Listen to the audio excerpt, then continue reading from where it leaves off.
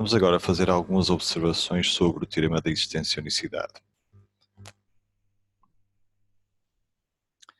A primeira observação é que o intervalo I0 pode ser diferente do intervalo I, estando contido estritamente. Consideremos a equação diferencial y' igual a 3x ao quadrado, y ao quadrado, com a condição inicial y de 0 igual a 1. Então, a função f é a função 3x quadrado y ao quadrado, é contínua e a sua derivada parcial em ordem a y também é contínua em todo o R2, ou seja, para x pertencente a R e y pertencente a R também. Ora, considerando y diferente de 0, dividindo por y ao quadrado, aplicando a técnica de integração de equações separáveis, obtemos menos y levantado a menos 1 sobre y, igual a x ao cubo mais c. Para encontrarmos o y, invertemos x ao cubo mais c, o menos que aqui estava a multiplicar por y levantado a menos 1, multiplica por c por menos x ao cubo, mas como sabem, c pertencente a R é equivalente a menos c pertencente a R, portanto podemos não escrever um menos ali no c. Ora, depois aplicando a condição inicial, concluímos que c tem que ser 1 e o domínio da solução desta equação diferencial com a condição inicial y de 0 igual a 1 é menos infinito a 1, porque 0 pertence a esta parte do domínio desta função. Ora, como o limite, quando x se aproxima de 1 pela esquerda, por valores inferiores, é mais infinito, não conseguimos estender esta função a nenhum outro valor de x pertencente a R, e portanto o I0 é menos infinito a 1, estritamente contido no intervalo I igual a R. Portanto, apesar da função f estar definida e a sua derivada parcial em ordem y também ser contínua em todo o plano, a equação diferencial originou soluções que têm que estar definidas ou de menos infinito a um certo valor, ou desse valor, ou de um valor até mais infinito. Outra observação é que pode haver uma solução cujos valores em y saiam do intervalo j. Em que sentido? Vamos ver esta equação diferencial y' igual a 2 raiz módulo de y com a condição inicial y de 0 igual a 1. Neste caso a função f é 2 raiz módulo de y, como sabem é contínua em todo o R2, mas a sua derivada parcial em ordem y não está definida sequer para y igual a 0. E portanto, apesar de i ser o intervalo dos números reais, o intervalo real, a reta real, então o j ou é 0 mais infinito ou menos infinito a 0, consoante a condição inicial. Neste caso o y é positivo, portanto j tem que ser 0 mais infinito aberto no 0. Então para y positivo, a equação diferencial escreve-se sem o módulo, podemos escrever sem o módulo, integrando dos dois lados, aplicando a técnica das equações separáveis, passando primeiro o raiz de y, que está do lado direito, passando para o lado esquerdo, obtemos 2 raiz de y igual a 2x mais c. Reparem que para y de 0 ser 1, c tem que ser 2. Podemos dividir tudo por 2, fica raiz de y igual a x mais 1. Para que isto tenha significado, x mais 1 tem que ser maior ou igual a 0. E, portanto, podemos escrever y igual a x mais 1 ao quadrado com x maior ou igual a menos 1. Ora, agora nós podemos fazer o seguinte, reparem. Se nós colarmos para baixo do x menos 1 igual a menos 1 a função 0, que, como podem notar, a sua derivada é 0 e o módulo de y, raiz de módulo de y também é 0, portanto é solução, satisfaz a equação diferencial.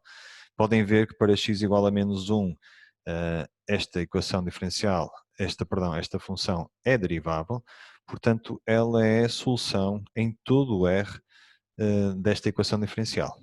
O que acontece de especial nesta situação é que o y é 0, ou seja, está fora do intervalo j que nós consideramos que é o intervalo aplicável para onde o teorema da existência unicidade é aplicável.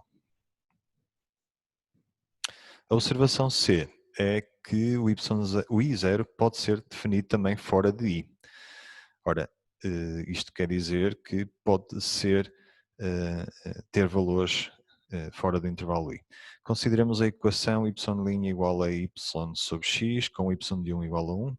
A função agora é y sobre x, é contínua, a sua derivada também é contínua, desde que o x seja diferente de zero. Portanto, o intervalo que consideramos para este problema de valor inicial em x é o intervalo 0 a mais infinito, e o y, que não traz nenhuma condição de restrição, está definido em J igual a R. Então, aplicando a técnica das equações separáveis, mais uma vez, vamos obter ln de y igual a ln de x mais c, ou seja, depois de aplicarmos a função exponencial, y igual a kx, com k diferente de 0. Neste caso, como y de 1 é igual a 1, o k tem mesmo que ser igual a 1, e portanto o que nós temos aqui é a solução y igual a x, em que o x pode ser definido em R. Portanto, a função, que é a solução da equação diferencial, reparem, não tem nenhuma restrição. Ora, claro que o x estando aqui a dividir, nós não poderemos considerar o x igual a 0. Portanto, se nós considerarmos a equação diferencial que tem x, y' igual a y, então essa condição, equação diferencial tem o domínio R2. Portanto, o x não tem problema nenhum, o y também não tem problema nenhum. O que tem problema é a aplicação do teorema da existência unicidade. Esse teorema é aplicável quando a equação diferencial está escrita na forma y' igual a f de xy. E, portanto, para este f de xy, o teorema não garante nada quando x é igual a 0. O que aconteceu foi que nós podemos definir uma solução em todo o R, apesar de haver uma quebra para x igual a 0. E, portanto, o teorema não garantir absolutamente nada em termos de existência para x, neste caso para x menor ou igual a 0, ou se a condição inicial fosse para um x0 menor que 0, para x maior ou igual a 0. Finalmente, a observação D: pode haver uma infinidade de soluções se falharem as condições do teorema.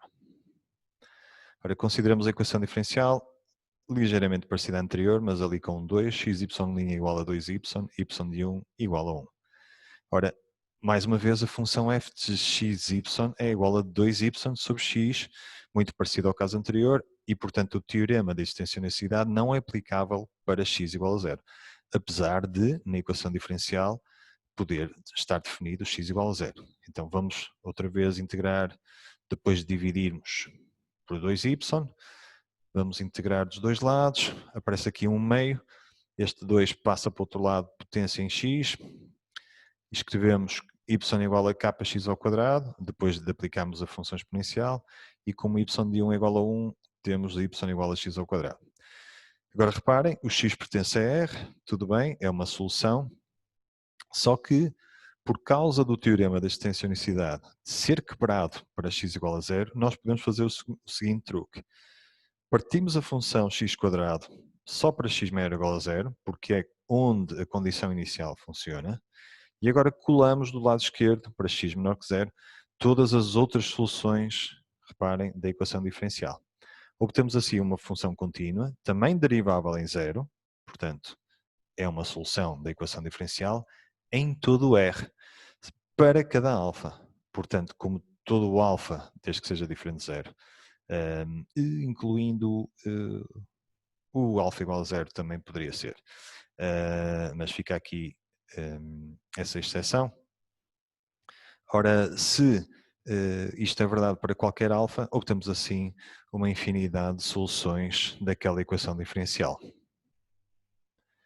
Finalmente, agora sim, um pequeno complemento.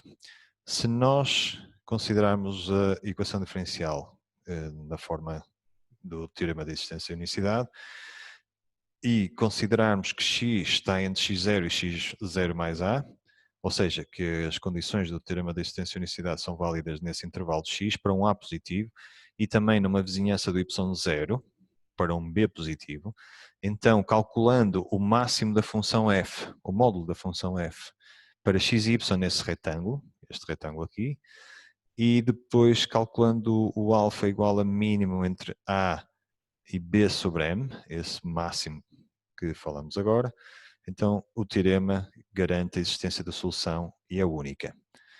Este resultado é um resultado quantitativo, diz exatamente qual é o domínio que o teorema garante, apesar de poder não ser o melhor dos domínios, podemos estender este domínio, mas a partir de um retângulo onde nós temos a certeza que a função é contínua e a sua derivada em ordem y também é contínua, este teorema diz explicitamente o valor do intervalo onde se garante a existência e a unicidade da solução.